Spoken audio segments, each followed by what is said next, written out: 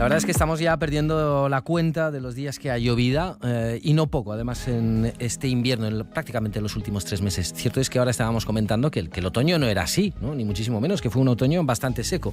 Pero bueno, remitiéndonos al presente, tal cantidad de lluvias, además de la nieve que tenemos ahora mismo en los Pirineos, hace que estemos sí atentos a nuestros ríos, pero ya sabemos que están los de la margen derecha, que son los que han crecido este fin de semana, pues están ya de bajada, o sea que tranquilidad.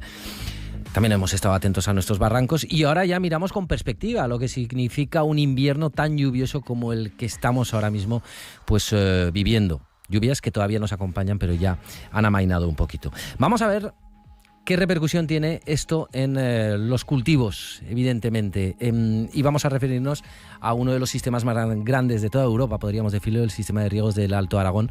Nos acompaña José Antonio Pradas, su presidente. Señor Pradas, ¿qué tal? Muy buenos días. Hola, muy buenos días. Encantado de compartir con vosotros este tiempo de radio. Un placer, muchísimas gracias. Hoy sin paraguas ha venido usted, ¿verdad?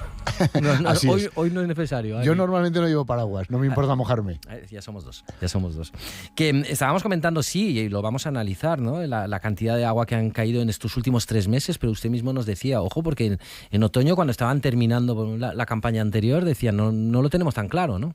Sí, en otoño y bien entrado el invierno. La verdad es que hasta principios de enero teníamos los embalses en torno a un, Yesa, que no es de nuestro sistema, estaba en un 23 y nosotros Mediano y El Grado lo teníamos, a pesar de la reparación del Grado, que hubo una reparación de uno de los desagües de fondo, se bajó agua de Mediano al Grado después, pero se quedó Mediano en torno también a un 30%.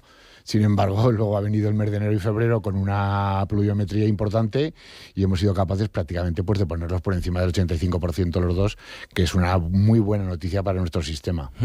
Y eso además de la nieve que tenemos. Luego la mencionamos porque también hay que ver cómo se deshiela aquello, ¿no? Pero, si no me equivoco, adelantan ustedes a hoy mismo el inicio de la campaña de riegos. Así es. En la Junta de Gobierno del pasado mes de febrero en Riegos del Alto Aragón se decidió que hoy día 9 se abría la campaña de riego. La verdad es que somos un sistema tan grande que hay tanta variabilidad de suelos y de cultivos que parezca que ha llovido, pues no ha llovido en todas las partes igual. Hay gente que acaba de implantar un cultivo de guisante y que necesita mover un poco la humedad de la tierra. Entonces se dijo, oye, el 9 de marzo abrimos y listo. Claro, son 140.000 hectáreas de las que... Sí, en torno a 140.000 hectáreas. Claro, por lo tanto ahí tendrán un poquito de todo, ¿no? Efectivamente, y además, pues imagínate, desde los pies del embalse del Grado hasta mi territorio, Monegros 2, imagínate la cantidad de kilómetros que tenemos ahí, 120 kilómetros prácticamente Ahí por ejemplo, en Monegros 2 ¿se cultiva especialmente? Pues bueno, en esas comunidades que fueron las últimas en ponerse en riego, ha habido un poco de todo. O sea, aparte de los cultivos extensivos tradicionales de maíz y forrajes y cereal de invierno, hay bastante frutal, porque como estamos muy próximos a la parte de Fraga y de Torrente de Cinca, que son fruteros, bueno, aquello es espectacular ver la cantidad de cerezos, de nectarinas, de melocotón. El almendro también acaba de entrar pues ahora con fuerza. Hay mucho arbolado, sí, hay mucho leñoso. Estábamos comentando, ¿no? La nieve, claro, la nieve para que realmente sea lo que queremos que sea tan útil, ¿verdad? El deshielo tiene que ser progresivo. Efectivamente, es que nosotros en Riegos del Alto Aragón necesitamos tener los embalses llenos y una buena reserva de nieve que tenga un deshielo progresivo para poder llegar al final de la campaña. O sea, hoy empezamos nuestra campaña de riego, hoy día 9 de marzo, pero esta campaña se va a extender nada menos que hasta el Pilar, 6 meses. Y 6 meses son muchos días, y en esos días habrá de todo. Habrá días de mucho calor, habrá días de temperaturas altas con mucha exigencia hídrica para los cultivos, y vamos a ver lo que necesitamos. Pero si el deshielo es progresivo, deberíamos llegar al final sin ningún sobresalto, sin problemas. Una campaña sin restricciones, sin cupos. ¿Esto realmente qué significa? ¿Más cosechas o menos nervios? Yo creo que es fundamental lo que acabas de decir ahora al final, menos nervios. Yo creo que nuestro regante lo que necesita es tener toda la información para poder hacerse su planning de lo que va a ser esta campaña.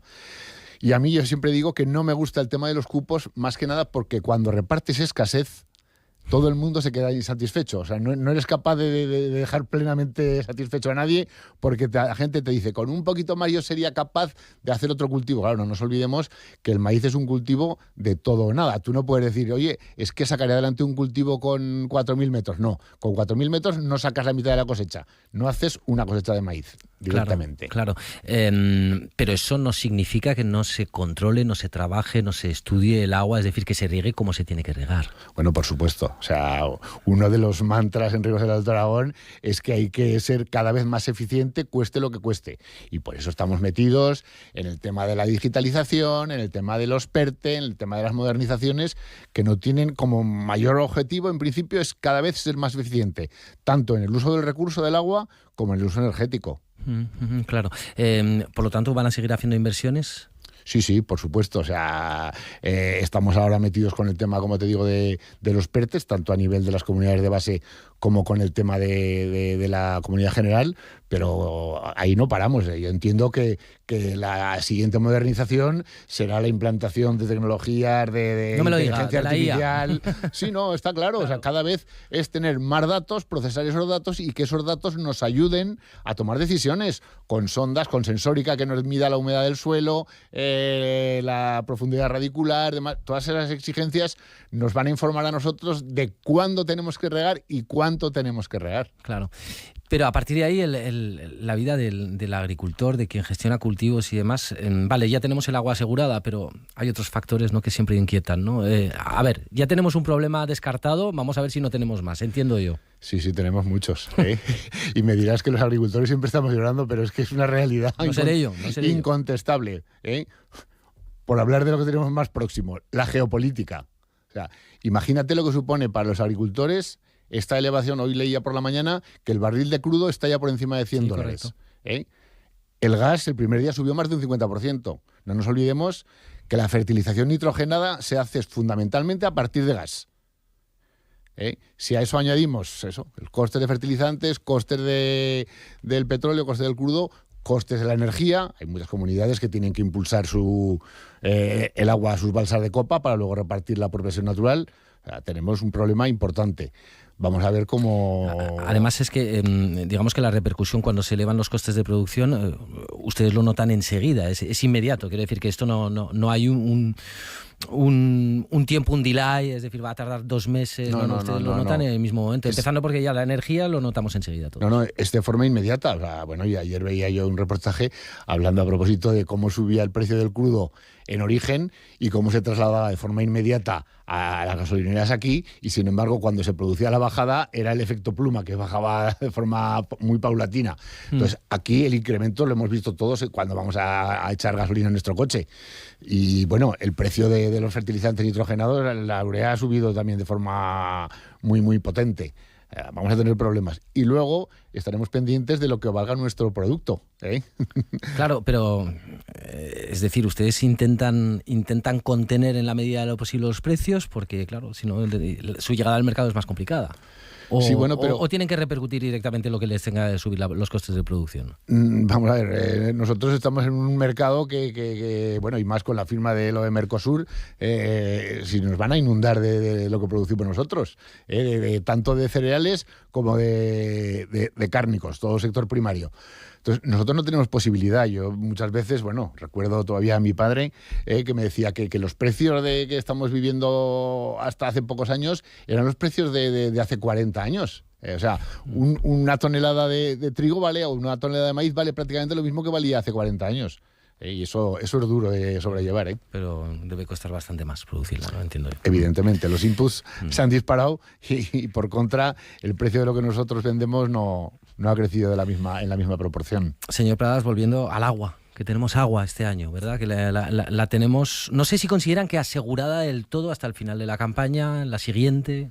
No, vamos a ver. O sea, vamos paso a paso. Sí, efectivamente. En Riegos del Alto Aragón no es un sistema plurianual en absoluto. O sea, Riegos del Alto Aragón, desde que hoy empieza la campaña hasta que termine aproximadamente para el Pilar, necesita tener los embalses llenos y una buena reserva de nieve para poder llegar al final de la campaña. O sea, que eso de hiperanualidad, eso prácticamente, totalmente desechado.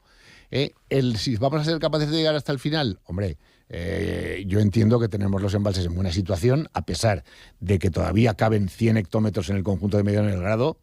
O sea, que no nos olvidemos que, Pero ahí hay una cuestión, imagino, de regulación también en previsión, ¿no? Efectivamente, yo entiendo que los responsables de explotación de Confederación pues quieren tener ese resguardo de seguridad por si viniera un deshielo precipitado por causa de lluvia y elevación de temperaturas exageradas para este tiempo, y viniera muy de golpe tener esa capacidad para retener ahí y evitar daños. Yo quiero insistir una vez más en la importancia de las obras de regulación.